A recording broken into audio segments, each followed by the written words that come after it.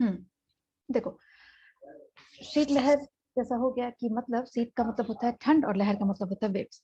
तो कोल्ड वाली वेव्स ऐसी चलती है जब आपको लगेगा ना कि आपकी पूरी बॉडी के अंदर ना कुछ इंसर्ट हो रहा है और पूरा स्नो जैसा कुछ इतना ठंडा सा जा रहा है। तो ये ठंड स्पेशली दिसंबर और जनवरी में ही, इन्हीं 2 महीनों में होती है। वही नॉर्थ में, इवन ईस्ट में, इवन स्नोफॉल एरियाज में like Jammu Kashmir and even Jammu में अभी भी स्नोफॉल स्टार्ट हो चुका है, इवन हिमाचल में भी, इवन उत्तराखंड वगैरह में भी। तो इस शीतलहर को डॉक्टर जयप्रकाश करदम ने लिखा है, जो कि गाजियाबाद इवन यूपी के रहने वाले थे।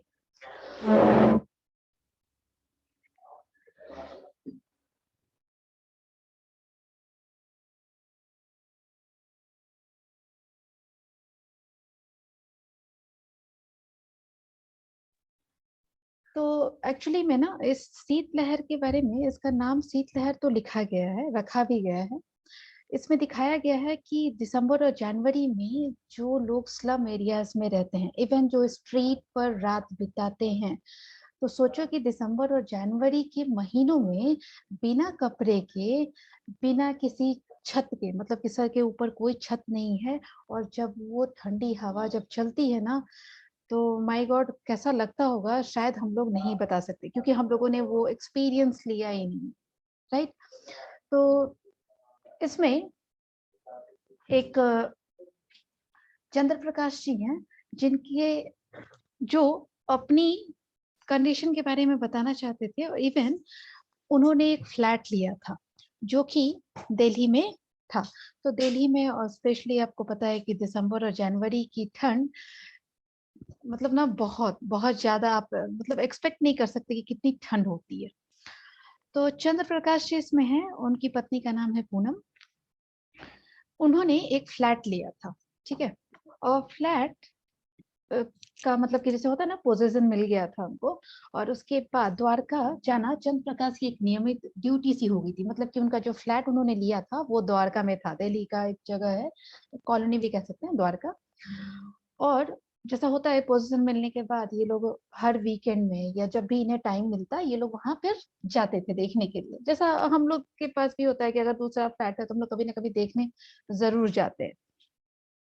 लेकिन चंद्र प्रकाश एक गवर्नमेंट एम्प्लॉय थे, और उन्हें एक क्वार्टर मिल चुकी थी जो कि 3 BHK का था, और काफी बड़ी क्वार्टर थी, और वो उसी में अपनी पत्नी के साथ रहते थे। प्रत्येक महीने में, मतलब कि एवरी मंथ एक बार तो इन्हें जाना ही था, क्योंकि जैसा हम लोग को पता है ना कि फ्लैट में आप रहो या ना रहो, उसकी मेंटेनेंस आपको देनी ही होती है। तो उसी तरह ये एक बार तो जाते ही थे, और उसके बाद अगर बीच में कभी इनको टाइम मिलता या कभी कोई हॉलीडे आता तो ये लोग जाते थे। और उनका फ्लैट भी एक सोसाइटी में था। फ्लैट खरीदने के लिए उन्होंने बैंक से लोन लिया था, और उसकी मतलब काफी बड़ी रकम, मतलब कि बहुत अच्छी वाली EMI उनको देनी पड़ती थी। एक वेतनभोगी सरकारी अधिकारी होने के कारण वेतन का एक बड़ा भाग हिस्सा बैंक ऋण की किस्त चुकाने में खर्च हो जाने के कारण उनका हाथ तंग रहने लगा। तो जैसा कि होता है, अब EMI थी, फ्लैट अच्छा वाला लिया था, तो EMI भी काफी बड़ी वाली अमाउंट थी। तो उसको देने के लिए, जैसे कि गवर्नमेंट एम्प्लॉय थे, तो जस्ट लाइक कि वन पार्ट ना इनका उस EMI को देने में ही चला जाता था। तो जिसकी वजह से होता था थोड़ी से पैसों की तंगी हो जाती थी, ये भी बोल सकते हैं। और इसी फाइनेंशियल क्राइसिस से उबरने की, मतलब कि उससे बाहर निकलने के लिए इन्होंने सोचा कि क्यों ना उस फ्लैट को हम रेंट पर दे दें, तो ताकि थोड़ा सा EMI देने में आसानी हो जाएगी।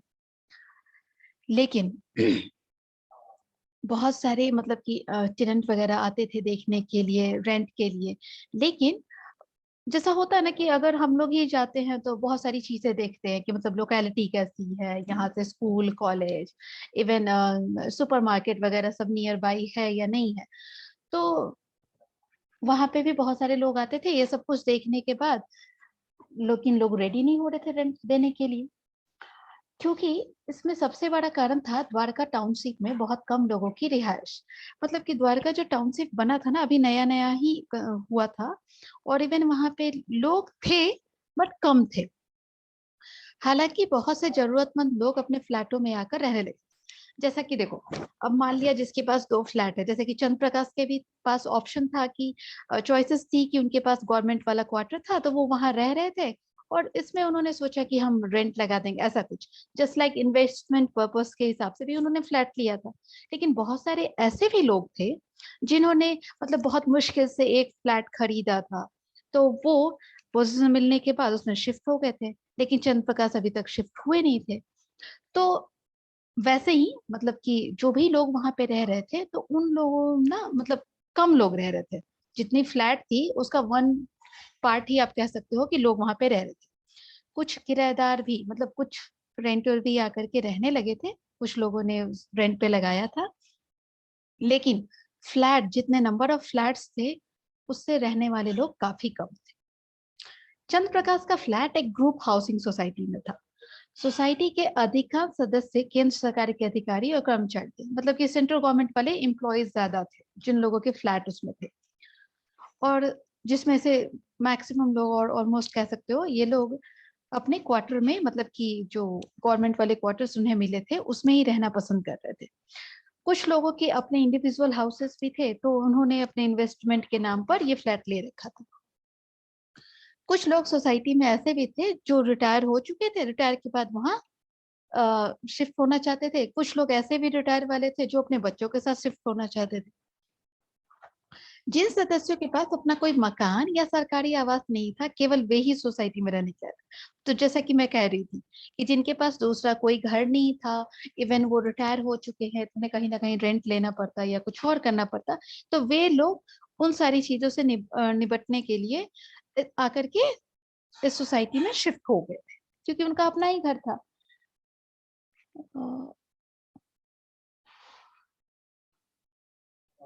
यही वजह थी कि फ्लैटों का कब्जा लिए 1 साल से ऊपर बीत जाने के बाद भी बहुत कम, मतलब कि ना पोजीशन मिलने का बाद भी 1 ईयर हो चुका था, उसके बाद भी बहुत कम ही लोग शिफ्ट हुए थे। चंद्र प्रकाश के पास भी लक्ष्मीबाई नगर में 4 कमरों का सरकारी आवास था, मतलब कि 4 BHK उनके पास घर थी, मतलब कि जो क्वार्टर गवर्नमेंट ने उन्हें दी थी। और लक्ष्मीबाई नगर उसके ऑफिस के बहुत पास और दिल्ली के केंद्र में था, मतलब कि जो लक्ष्मीबाई नगर है वो दिल्ली के सेंटर में आता था, और इवन उनका ऑफिस भी पास था। तो ऑब्वियसली ये नहीं चाहते थे कि मैं उधर शिफ्ट हूँ, मुझे फिर उतना ट्रैवल करना पड़ेगा, ये सारी प्रॉब्लम भी आती। अपना फ्लैट हो जाने के उपरांत भी इस सरकारी आवास को छोड़कर दिल्ली के एक छोर पर ये बिल्कुल भी इंटरेस्टेड नहीं थे कि मुझे द्वारका जाकर के शिफ्ट होना है। चंद्र प्रकाश का पूरा मन था कि सॉरी, चंद्रप्रकाश का पूरा मन था कि जब तक मेरी रिटायरमेंट होने का टाइम नहीं आता तब तक मैं इस लक्ष्मीबाई नगर के मकान में ही रहूंगा। इतने सुविधाजनक स्थान को छोड़कर द्वारका के सूनेपन में जाने का उसे कोई औचित्य। द्वारका अभी अभी बसना स्टार्ट हुआ था ना, तो मतलब कि उतना डेवलप नहीं हुआ था, तो काफी सुनसान एरिया भी था। कम से कम द्वारका से केंद्रीय सचिवालय तक मेट्रो रेल रोड थे, और उनका सबसे बड़ा था, जैसे कि हम लोग जानते हैं ना कि दिल्ली के हर एक गली और कोने कोने में मेट्रो लाइन है। तो उनका था कि जब तक द्वारका तक ये मेट्रो लाइन नहीं चली जाती तब तक तो मैं शिफ्ट नहीं होने वाला, क्योंकि ट्रैवलिंग इतनी आसान नहीं है, हर हर दिन मैं ट्रैवल नहीं कर सकता।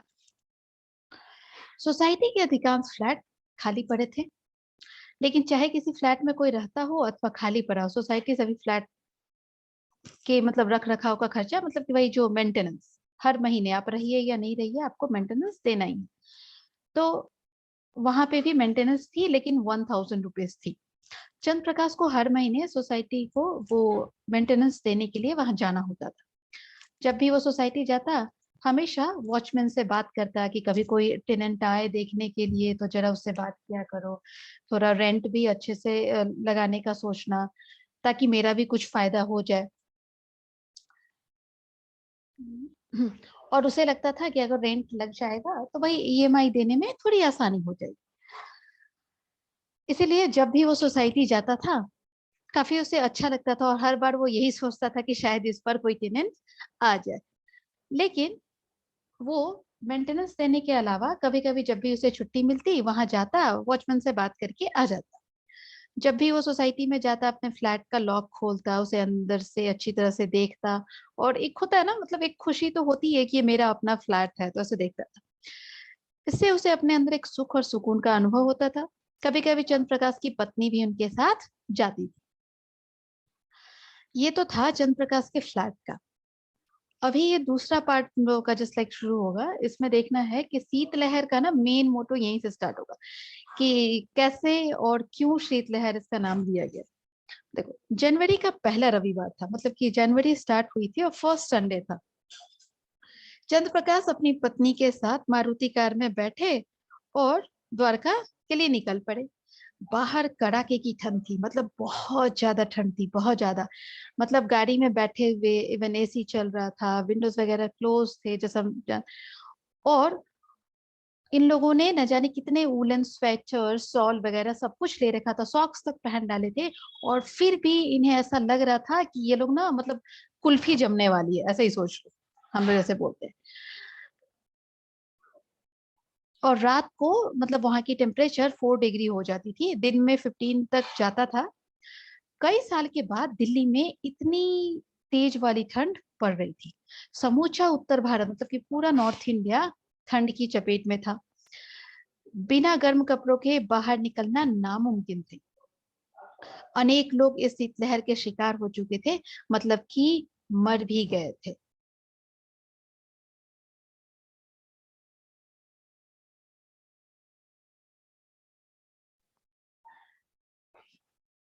अ, अनेक अकेले दिल्ली में ही दर्जनों लोगों की मौत हो चुकी थी, मतलब सिर्फ दिल्ली में ही दर्जनों लोग। एक दर्जन का मतलब कितना होता है? 12। तो न जाने कितने सारे ऐसे लोग मर चुके थे। शीतलहर के प्रकोप का मुकाबला करने के लिए सरकार ने जहां फुटपाथ पर सोने वाले या दूसरे बेघर लोगों के लिए जगह जगह पर अलाव जलाने की व्यवस्था की थी, वहीं कुछ धनी लोगों, स्वयंसेवी संस्थाओं और राजनेताओं द्वारा बेघर गरीब लोगों को ऊनी वस्त्र और कंबल बांटे जा रहे थे। सरकार द्वारा सभी स्कूलों की छुट्टी कर दी गई थी। देखो, जैसे समर वेकेशन होता है उधर विंटर वेकेशन भी होता है, क्योंकि ठंड इतनी होती है कि सुबह मतलब 8 o'clock और 9 o'clock भी ऐसा लगता है जैसे अभी नाइट ही है। तो उस वक्त स्कूल में भी छुट्टी कर दी गई थी। इवन मतलब कि एनजीओ की तरफ से, इवन कुछ पॉलिटिशियन लोग भी गरीबों को ब्लैंकेट वगैरह दे रहे थे। और कुछ लोगों ने मतलब कि जैसे होता है ना, सरकार ने बहुत जगह उनको एक स्कीम के तहत जगह जगह पर अलाव जलाने का मतलब ना कि आग जलाने की व्यवस्था अरेंजमेंट्स की थी। जगह जगह सूखी लकड़ियां गिराई गई थी और वो जलाई जाती थी जहाँ पे ये सारे गरीब लोग रहते थे। लक्ष्मीबाई नगर से द्वारका तक रास्ते में कई जगहों पर रेड लाइट, चौराहे, पुलों के पास नंगे अधनंगे स्त्री पुरुष और बच्चे शीतलहर से कांपते ठिठुरते दिखाई दिए। देखो, अब ये लोग द्वारका के लिए निकले। जैसे ही डायगोनल आया, इवन ट्रैफिक सिग्नल आया, वहां पर जगह जगह पर इनको दिखने लगा कि छोटे छोटे बच्चे ऐसे ही बिना कपड़ों के भी मतलब एकदम शिवरिंग हो रहे हैं। इवन ना बहुत सारे लेडीज जेंट्स ऐसे भी थे जिनके शरीर पर कहने के लिए कपड़े तो थे, लेकिन वो कपड़े पूरे तरीके से नहीं थे। लोगों की ये दयनीय हालत देखकर चंद्र प्रकाश का मन द्रवित हो उठा, मतलब बहुत इमोशनल हो गया वो इन लोगों की हालत को देख करके। उसने अपनी वाइफ की तरफ देखा, मतलब जो बगल वाली सीट पर बैठी थी, और बोलते हैं कि पूनम, देख रही हो इन लोगों को? इतने कड़ाके की ठंड पड़ रही है और इन लोगों के पास गर्म कपड़े भी नहीं है। पता नहीं इस शीतलहर में ये लोग कैसे रहते हैं, इनके सर के ऊपर कोई शेल्टर तक भी नहीं है। आखिर ये लोग कैसे जीते हैं? हम इधर गर्मी मतलब अंदर कार के अंदर बैठे हैं, विंडो क्लोज है, इतने सारे कपड़े पहने हैं, फिर भी हमें इतनी ठंड लग रही। तो चंद्र प्रकाश की पत्नी ने कहा, एक बार वो बाहर देखती है विंडो के बाहर और बोलती है कि देखो, सरकार ने खोले तो थे ना कुछ वर्ष पहले रैन बसेरे। रैन बसेरे का मतलब पता है किसी को? रैन बसेरा इज लाइक कि जैसे गवर्नमेंट जैसे बहुत सारी स्कीम चलाती रहती है ना इन लोगों के लिए। तो रैन बसेरा ऐसा है कि दिन भर आप कहीं भी रहे, रात को आकर के वो गरीब लोग जिनके पास कोई शेल्टर नहीं है, ये नहीं है, वो नहीं है, वो आकर के उसमें सो सकते हैं। उसी को रैन बसेरा कहते हैं। मतलब कि कम से कम रात को सोने के लिए आपके पास एक ठिकाना है। क्या हुआ उन रैन बसेरों का? वे रैन बसेरे ऐसे ही बेघर लोगों के लिए तो थे। पूनम बोलती है कि वे ऐसे वाले रैन बसेरे तो इन्हीं गरीब लोगों के लिए बनाए गए थे, तो वो सब कहाँ है? चंद्र प्रकाश बोले कि तुम्हें भी पता है कि सरकारी सुविधाएं कैसी होती है। रैन बसेरों में भी वे ही लोग रात गुजार सकते हैं जो वहां के संचालकों को सुविधा शुल्क देने में समर्थ। मतलब देखो, रैन बसेरा ये तो तुम लोगों को भी पता है कि गवर्नमेंट स्कीम तो बहुत ज्यादा चलाती है, लेकिन करप्शन की वजह से सब जगह कुछ ना कुछ होता ही रहता है। तो जो भी वहाँ के ऑर्गेनाइजर होते हैं वो भी क्या, ये सब कुछ फ्री ऑफ कॉस्ट है, लेकिन वहाँ के ऑर्गेनाइजर जो है उन लोगों से पैसे, मतलब जस्ट लाइक अ फी, कि कुछ पैसे दे दो, उतना भी नहीं लेकिन कुछ देने पड़ेंगे। तो जो बेचारे के पास रहने के लिए शेल्टर नहीं है, खाने का ठिकाना नहीं है, पहनने के लिए गर्म कपड़े नहीं है, वो एक रात बिताने के लिए हर दिन कहाँ से पैसे लाएंगे? इन लोगों के पास ना खाने को है ना पहनने को, तो फिर ये शुल्क कहाँ से देंगे, फी कहाँ से देंगे? फिर चंद्र प्रकाश ना उन लोगों की तरफ देख करके धीरे से, मतलब जस्ट लाइक अ विस्परिंग, उसने किया कि क्या जिंदगी है इन लोगों की। तो उनकी पत्नी बोलती है कि ऐसा मत कहो, अपनी ऐसी जिंदगी के लिए ये लोग खुद भी कम जिम्मेदार नहीं है। यदि ये लोग मेहनत से कमाते तो इस तरह यहाँ फुटपाथ पर नंगे नहीं पड़े होते। उनकी पत्नी ने अपना स्टेटमेंट दिया। उसका कहना था कि देखो, ये लोग भी अपनी कंडीशन के लिए खुद भी रिस्पॉन्सिबल है, क्योंकि अगर ये लोग बहुत मेहनत करते, मेहनत से कमाते, काम करते, तो शायद ये हालत नहीं होती। लेकिन चंद्र प्रकाश जो थे अपनी पत्नी के पॉइंट ऑफ व्यू से एग्री नहीं किए। उन्होंने अपनी एक ओपिनियन दी कि बात तो तुम्हारी ठीक है, लेकिन इन लोगों को काम मिलेगा कहाँ, ये तो बताओ तुम। एक तो वैसे ही आजकल काम नहीं है, बेरोजगारी बहुत ज्यादा बढ़ती जा रही है। यदि कहीं पर काम मिलता भी है तो उसके पीछे भी बहुत सारी रिकमेंडेशन रेफरेंस होती है, तब कहीं किसी को काम मिलता है।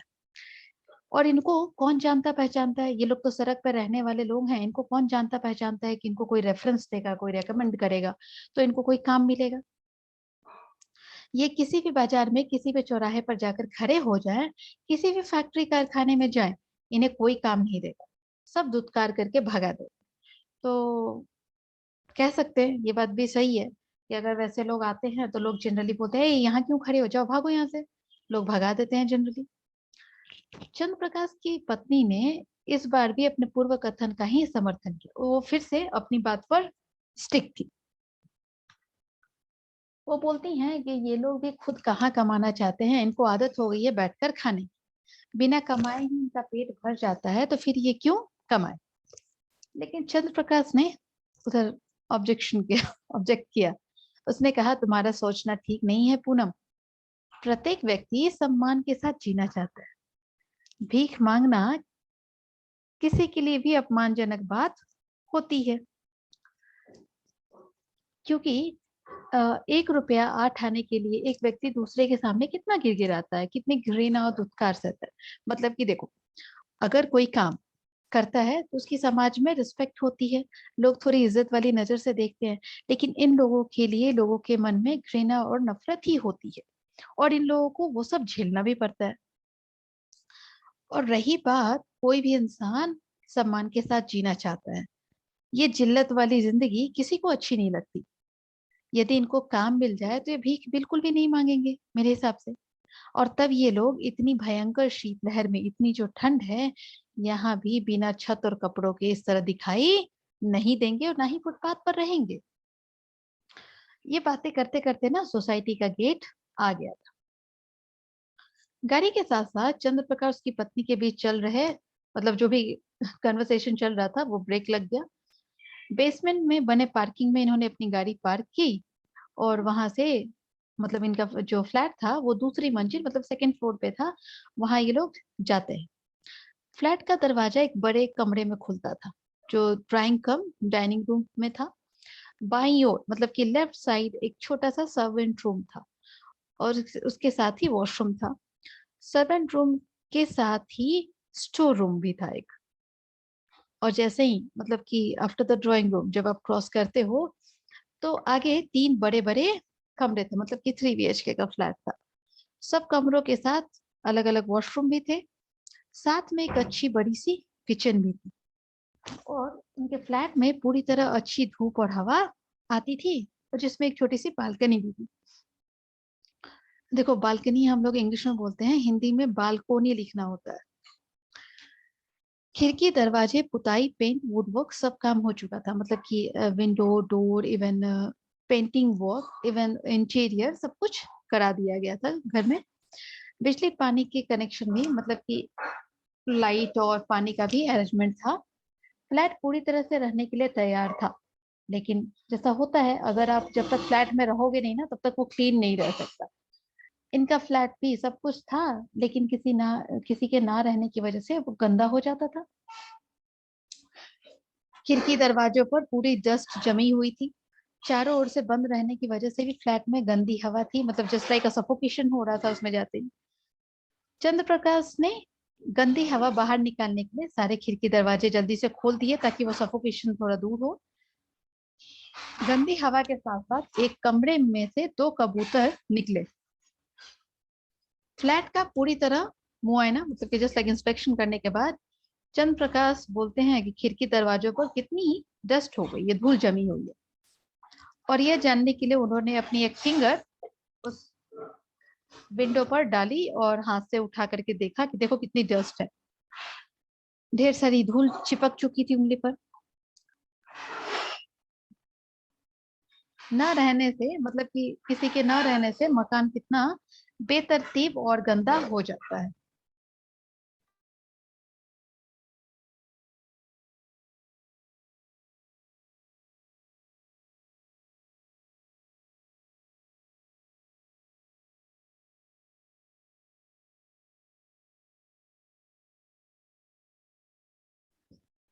उनकी पत्नी जो थी पूनम, उन वो एग्री करके बोली, सर हिलाती है, बोलती है, हाँ सो तो है, अब कोई रहता नहीं है तो घर तो गंदा होगा ही। जैसे कुछ याद आया और वो बोलती है कि अरे, मैंने तुमसे कितनी बार कहा है इसे किराए पर दे दो, 2 पैसे की आमदनी भी होगी और फ्लैट भी साफ सुथरा रहेगा। चंद्र प्रकाश बोले कि बात तो सही है तुम्हारी, लेकिन किसको दें?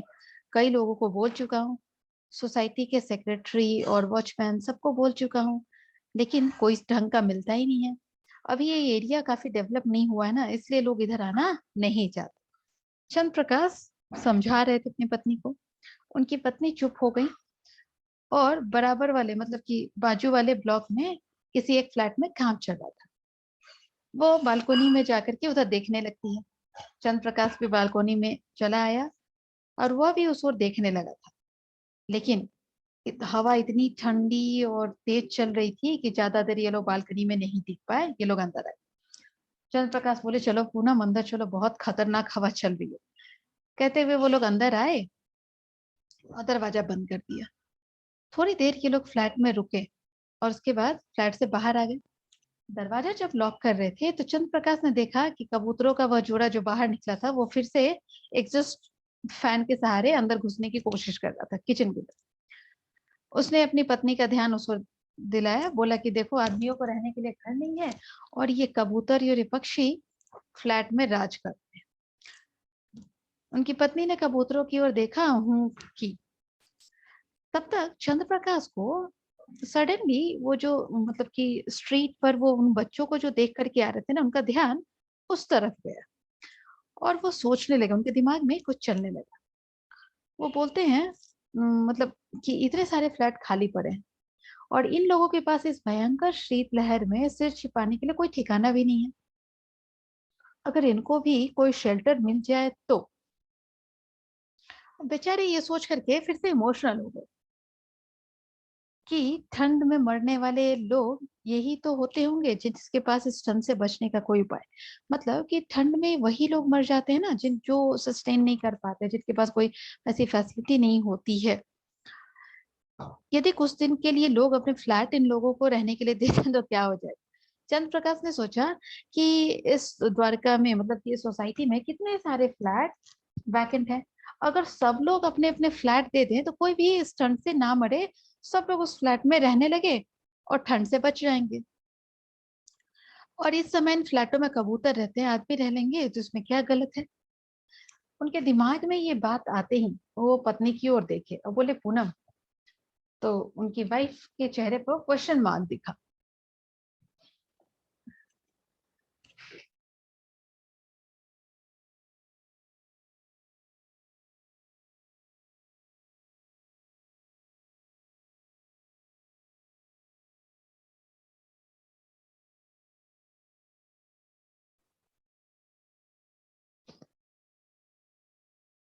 तो चंद्र प्रकाश बोलते हैं कि पूनम, हमारा फ्लैट खाली पड़ा है, इसमें ये पिजन वगैरह आकर के और भी न जाने क्या क्या आते हैं, हमारा फ्लैट इतना गंदा हो रहा है।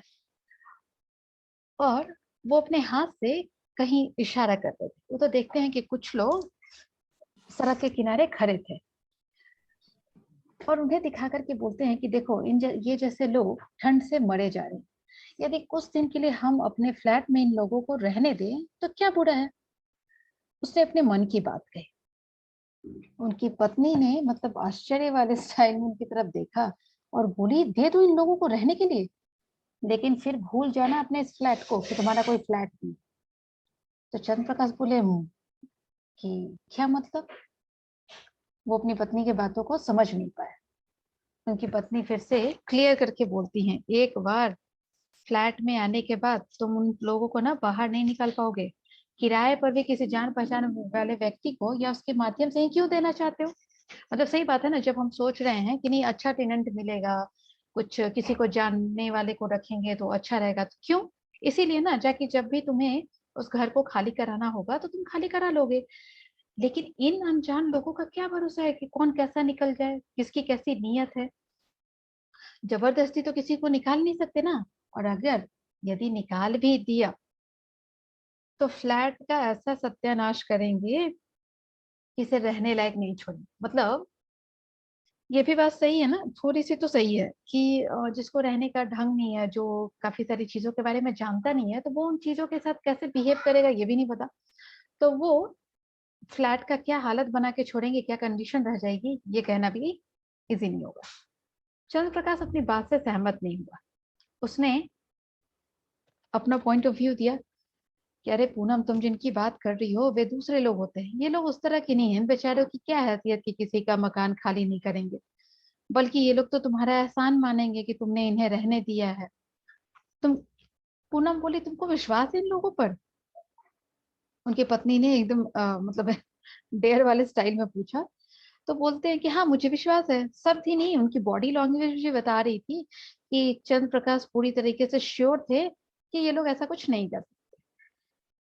उनकी पत्नी से ज्यादा कुछ आर्गुमेंट करना ठीक नहीं समझे और अपनी बात को वहीं रोक दी। पूनम बोलती है, ठीक है, तुम्हें जब ऐसा लगता है ना, दे ही दो अपना फ्लैट रेंट पे, लेकिन पहले सोसाइटी के पदाधिकारियों से पूछ लो। उनकी वाइफ ने कहा कि जाकर के सोसाइटी के मेंबर, बाकी मेंबर, सेक्रेटरी, प्रेसिडेंट, इन सबसे तो पूछो, क्या वे लोग इस तरह की चीजों के लिए आपको अलाउ करेंगे। ये लोग इतनी गंदगी फैलाएंगे सोसाइटी में कि सोसाइटी ही इनको रहने के लिए अलाउ नहीं करेगी। उनकी पत्नी की बात सही निकली। सोसाइटी के सेक्रेटरी से चंद्र प्रकाश ने जब इस बारे में पूछा तो उसने क्लियरली मना कर दिया कि आप अच्छी तरह से जानते हैं कि सोसाइटी सिर्फ सोसाइटी के मेंबर्स के लिए और किसी के लिए नहीं। इस तरह के लोगों की क्या एंट्री है, सोसाइटी का कोई सदस्य इनको बर्दाश्त नहीं करेगा। आपके इमोशंस की हम कद्र करते हैं कि आपने इतना सोचा, आपके अंदर इतनी ह्यूमैनिटी है, लेकिन हमें सोसाइटी के लोगों की परमिशन लेना काफी ज्यादा जरूरी है। और सोसाइटी के रूल के अकॉर्डिंग हम सोसाइटी के लोगों के अलावा और किसी को नहीं दे सकते। सेक्रेटरी का यह जवाब चंद्र प्रकाश को बहुत अमानवीय लगा। लगा कि इसके अंदर ह्यूमैनिटी है ही नहीं। उनके मन में आया कि सेक्रेटरी से कह दें कि मैं अपने फ्लैट में खुद रहूं या किसी को रहने दूं, तुम्हें क्या।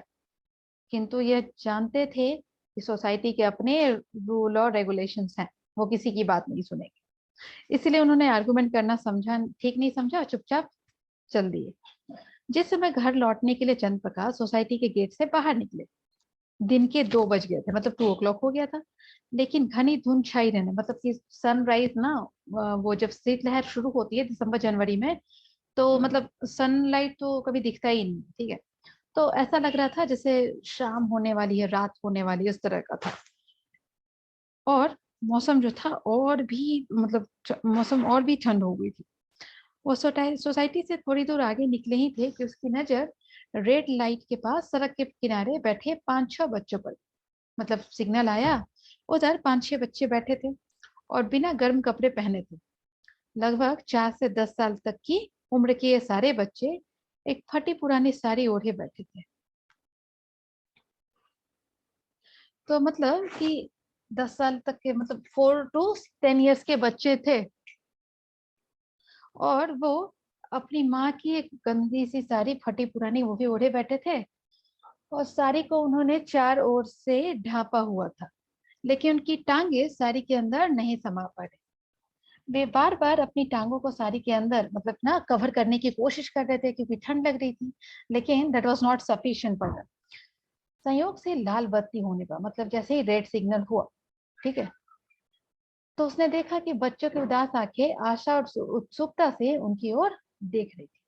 मतलब जैसा होता है ना, हम लोग भी कभी कभी देखते हैं, हम लोग जब सिग्नल पे जाते रहते हैं तो वो छोटे बच्चे कैसे देखते हैं, हंसते हैं, हमारी तरफ बाय भी करते हैं कभी कभी। तो वो लोग ऐसे ही थे।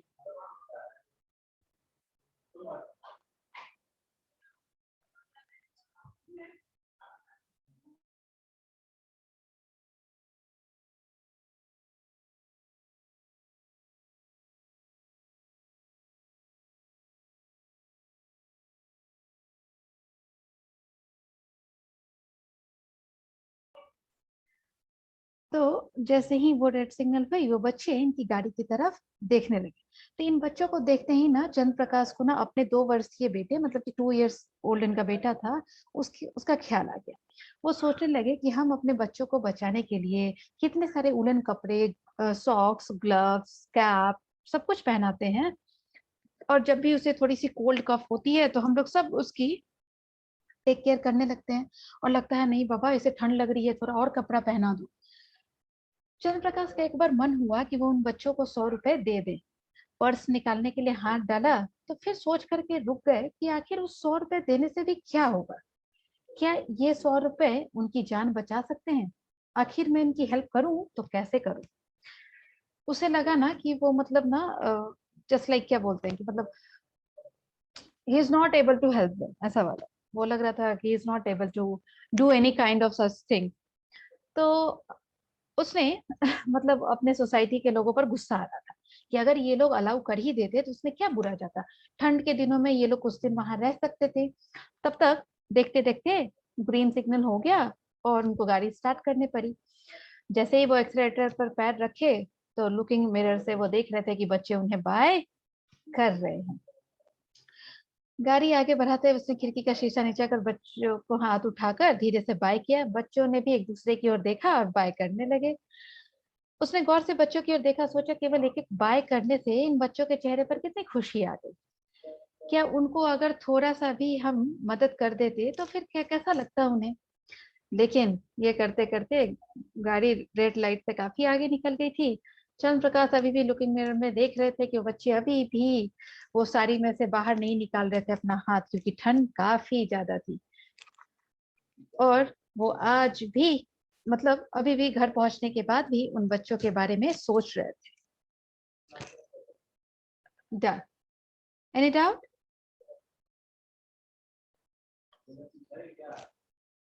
Only half of the people are just 1, 2, 3, 4, 5, 6, 7, 8, 9, 10. Only 10. Out of 22 students, only 10 videos. कुछ लोगों को ना बोलने का कोई भरोसा नहीं। हर्षित तो सो रहा था जब वो ज्वाइन हुआ।